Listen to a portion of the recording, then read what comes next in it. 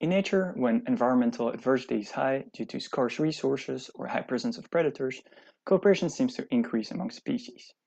Well, cooperation in nature is already a tricky problem to deal with in the first place, because according to evolution theory, benefiting another would reduce the individual's relative fitness and therefore be selected against. This is where the prisoner's dilemma comes to the rescue, a game where two individuals have to choose between either cooperating or defecting. Using the prisoner's dilemma, one can show how cooperation can naturally occur in an evolutionary setting. And former research has shown how cooperation increases in harsher environments. So these experiments, however, fail to account for the effects of mistakes, an inevitable part of real-life communication.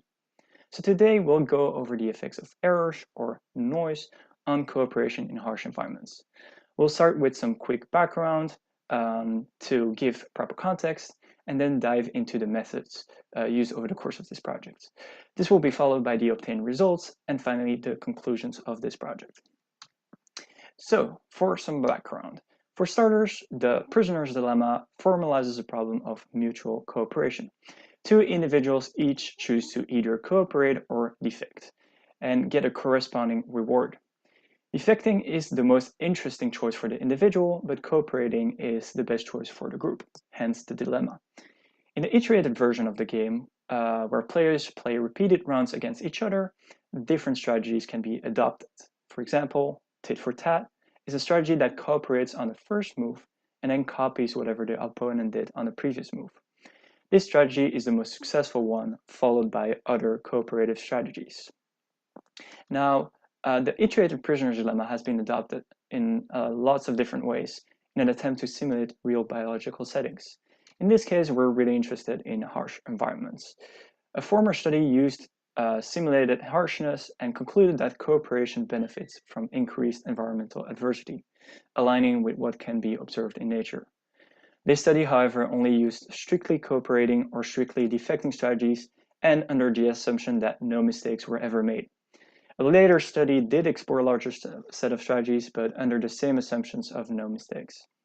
However, as we all know, in real-life interactions, mistakes are bound to happen. And in a classic iterated prisoner's dilemma, mistakes take the form of noise, the probability that an individual makes the opposite intended action. And classic strategies can easily fail because of noise. Tit for tat, in this case, would repeatedly defect after one accidental defection. So other studies have shown that in a classic iterated prisoner's dilemma, generosity can help, so that is forgiving your opponent's defections by continuing to cooperate, or contrition can help.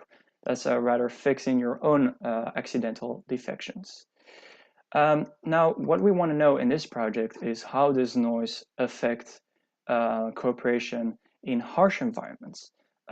Can these two strategies, generosity and contrition, still be effective in harsh environments? So we started by adapting the model from the work of Smaldino, Schank, and McAlvraith, who did the original work on the prisoner's dilemma in harsh environments. In this model, agents are deployed on a two-dimensional grid where they can move around and play the prisoner's dilemma with their direct neighborhood. Through these games, they earn energy points, which can be used to reproduce, or if they lose too much, die. Whenever the energy level of an agent hits 0, the agent dies, which allows successful strategies to reproduce and worse strategies to die off. Now, we can control the harshness of the environment with two parameters, which is the cost of life, which is reduced from every agent's energy level at the end of each round, and the sucker's payoff. Sucker's payoff is the penalty you get when you cooperate with a defector. By making it increasingly negative, you can make the environment harsher. Now, to this model, we introduce a new parameter, which is the noise. Noise being the probability that an agent commits the opposite intended action. Now, we explore two different experimental settings. The first one was like the original one, cooperators vs defectors, to see the effects of noise on cooperation in harsh environments. The second setting is a tournament with different strategies, including generous and contrite strategies, to see the effects on the different behaviors. So for results, we'll start with just the cooperators versus defectors. As you can see here, we have the cooperator frequency, the frequency of cooperators over the total number of agents, over different levels of harshness, over different levels of errors, of noise. So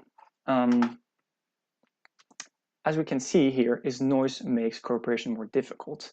The number of cooperators decreases when noise increases.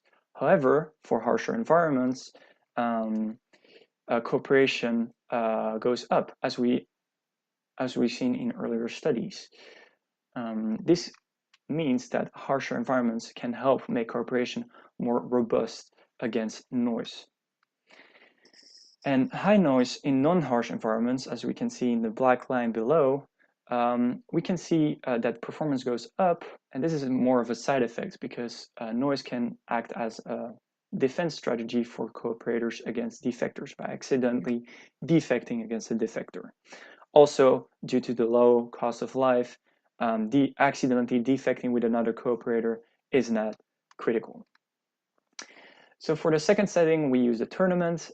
We focused on tit-for-tat and its different versions, the contrite tit-for-tat, the generous tit-for-tat, and then the spatial generous tit-for-tat, which is just 6 times more generous than general tit-for-tat. Why spatial? Because previous studies have shown that more generosity is required in a spatial setting to account for noise than in a classic iterated prisoner's dilemma. So in a non-harsh environment, as you can see here, noise doesn't really play a big role. The performance between the different strategies doesn't change that much. However, in a harsh environment, the difference is clear. The higher the generosity, the better the performance, and then all on top, for high noise, contrite behavior thrives. And then if we compare spatial generous tit-for-tat with other strategies in the tournament, we can see it is actually outperformed by always cooperating, the orange line here. So this really means that greater generosity leads to the best performance in harsh environments whenever noise is to be expected.